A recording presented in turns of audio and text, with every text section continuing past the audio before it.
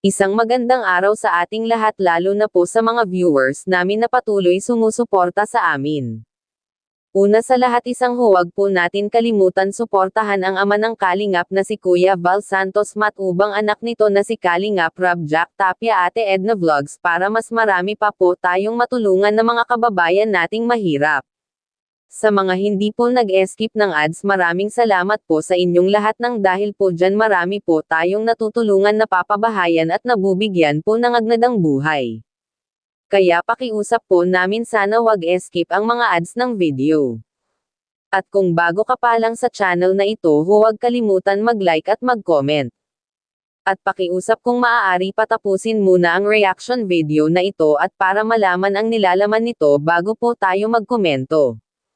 Paumanhin po sa inyong lahat, kung may hindi kayo nagustuhan sa vlog na ito, may update po tayo sa ama ng Tris Marias. Alamin po natin kung totoo nga o haka-haka lang. Mga Kalingap, kawawa naman pala ang tatay ng Tris Marias dahil biglang nagkaroon ng sakit at kailangan ito na mapa-check up ng dahil po sa kanyang sipag sa pagtatrabaho, kaya sumama pala ang pakiramdam nito. Mabuti na lang po at agad na natulungan si Tatay Rene, kaya sa ngayon po okay na siya.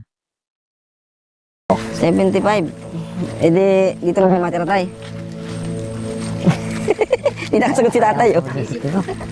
Mayroon ako doon maliit na bahay. Meron kayong maliit na bahay doon. Oo. Ay di dito, pag dito ka na tumira, maganda yung bahay mo at kumintado, oh. Yun ay kung papayag sila, ano. Saka, sa kanila naman yung bahay, ano, tay. Mahirap ano baga. Pero si tatay, ano, madaldal si tatay, ano. Tay, bakit ikaw madaldal? Yung mga apo mo ay tahimik. Oo. Ano nangyari, tay? Bakit kaya? Bakit tahimik ang mga apo mo? Hindi talaga daw masyadong ibig. Hindi talaga tahimik. Balita ko yung anak mo ganun eh. Oo. Yung anak mong lalaki, yung tatay nila. Sobrang tahimik talaga yun, tay. Oo. Eh, di doon sila nagmana.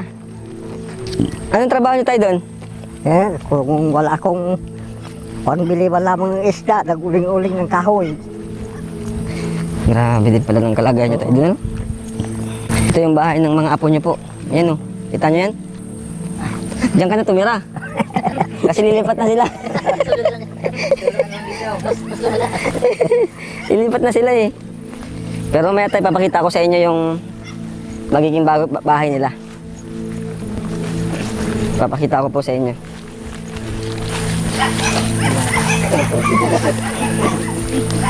Ayan, ganito, tay, ang araw-araw nilalakad ng mga Tres Marias para pumasok. Okay. Upo po kayo. Malakas pa si Lolo, ah. Nagulat.